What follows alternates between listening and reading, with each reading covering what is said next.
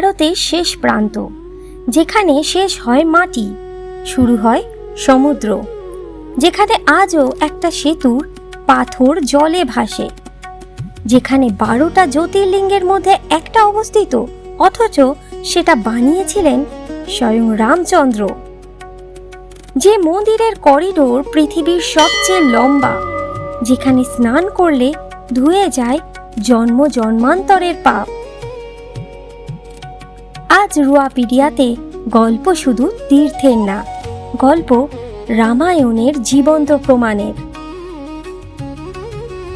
আজকের মহাপর্ব রামেশ্বরম। ত্রেতা যুগ। রাবণ বধের পর রামচন্দ্র ফিরছেন অযোধ্যায়, কিন্তু বুকে একটা কাঁটা, ব্রহ্ম হত্যার পাপ। রাবণ যে ব্রাহ্মণ ছিলেন। ঋষিরা বললেন, রাম, পাপ মোচনের জন্য শিবের পূজা করো। রাম হনুমানকে পাঠালেন কৈলাসে শিবলিঙ্গ আনতে, কিন্তু শুভ মুহূর্ত চলে যাচ্ছে, হনুমান ফিরছেন না। তখন সীতা মা নিজের হাতে বালি দিয়ে বানালেন একটি শিবলিঙ্গ। রাম সেই শিবলিঙ্গের পুজো শুরু করলেন, নাম দিলেন রামলিঙ্গ। ঠিক তখনই হনুমান ফিরল কৈলাস থেকে, তার আনা শিবলিঙ্গ নিয়ে। কিন্তু রাম কি করবেন? ভক্তের কষ্টের আনা শিবলিঙ্গ ফেলে দেবেন? না না, তা তো হয় না। রামচন্দ্র দুটো শিবলিঙ্গই স্থাপন করলেন। হনুমানের আনা শিবলিঙ্গ নাম হলো বিশ্বলিঙ্গ, আর নিয়ম করলেন বিশ্বলিঙ্গের পুজো আগে করতে হবে এবং রামলিঙ্গের পুজো হবে পরে, কারণ ভক্তের মান ভগবানেরও উপরে। এবার আসি সবচেয়ে বড় রহস্যে, রাম সেতু। রামায়ণে লেখা আছে, বানর সেনা নলনীলের নেতৃত্বে সমুদ্রে সেতু বাঁধে, পাথরে রাম লিখে জলে ফেললেই ভেসে থাকত। কি হাস্যকর লাগছে! নাসার স্যাটেলাইটের ছবি দেখুন। ভারত থেকে শ্রীলঙ্কা পর্যন্ত 48 কিলোমিটার লম্বা একটা ডুবো সেতু আজও আছে, নাম অ্যাডামস ব্রিজ। আর শকিং কি জানেন? রামেশ্বরমের কাছে আজও কিছু পাথর পাওয়া যায় যেগুলো জলে ভাসে। বিজ্ঞানীরা বলছে আগ্নেয় শিলা, হালকা তাই ভাসে। কিন্তু প্রশ্ন হলো, ত্রেতা যুগে এরকম লাখ লাখ আগ্নেয় শিলা জোগাড় করে 48 কিমি সেতু বানালো কে?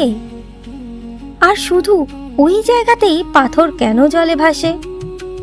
বিজ্ঞান বলছে কাকতালীয়, ভক্তি বলছে রাম নামের মহিমা। আপনি কোনটা মানবেন? রামেশ্বরম মন্দিরে ঢুকলেই আপনাকে 22টা কুণ্ডে স্নান করতে হবে। কেন 22টা? প্রত্যেকটা কুণ্ডের জলের স্বাদ যে আলাদা, তাপমাত্রাও আলাদা। লক্ষণীয়, সব কুণ্ড পাশাপাশি, তবু একটার জল নোনতা তো পাশেরটার স্বাদ মিষ্টি, কোনোটা ঈষদোষ্ণ তো কোনোটা শীতল। কিন্তু এই 22টা আলাদা সোর্স এক জায়গায়, এটা কি হতে পারে? পৌরাণিক মতে রাম তীর মেরে 22টা জায়গায় গঙ্গাকে এনেছিলেন। ভক্তরা মানে এই 22 কুণ্ডে স্নান করলে 22 প্রকারের পাপ ধুয়ে যায়। সবচেয়ে বড় কুণ্ড অগ্নিতীর্থম, একদম সমুদ্রের ধারে।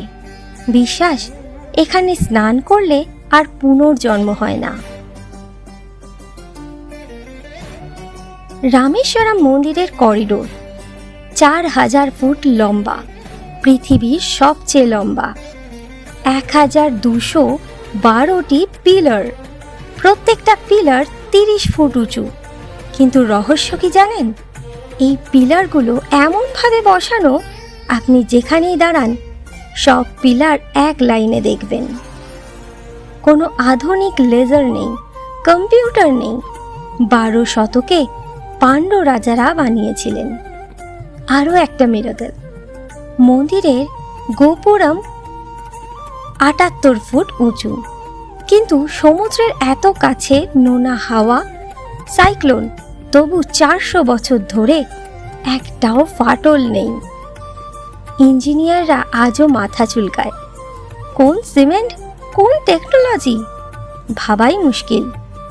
উত্তর একটাই, ভক্তি। রামেশ্বরম শুধু ইতিহাস না, এটা আজও জীবন্ত।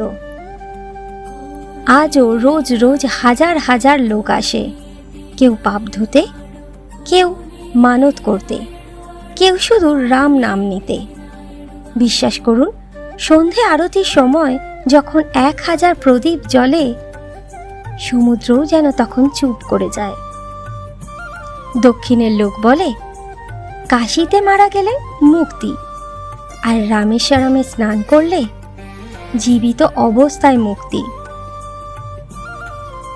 রামেশ্বরম আমাদের শেখায়, পাপ করলে প্রায়শ্চিত্ত করো, ভক্ত দেরি করলে ভগবান অপেক্ষা করে না, নিজের হাতে বালি দিয়েও পুজো শুরু করে দাও। আর রাম নামে যে পাথরও ভাসে। আপনি কি কখনো রামেশ্বরম গেছেন? 22 কুণ্ডে স্নান করেছেন? নাসার ছবিতে রাম সেতু কি দেখেছেন কখনো? কমেন্টে লিখুন জয় শ্রীরাম। আর এই ভিডিওটা শেয়ার করুন সেই মানুষটার সাথে যার জীবনে এখন একটা সেতুর দরকার। হয়তো রাম নামে তার পাথরটা ভেসে উঠবে। আমি রুয়া, আপনারা এতক্ষণ দেখছিলেন রুয়াপিডিয়া। আগামীকাল আসবো আবার নতুন কোনো গল্প নিয়ে। ততক্ষণ বিশ্বাস রাখুন, কারণ বিশ্বাসে মিলায় বস্তু, তর্কে বহুদূর।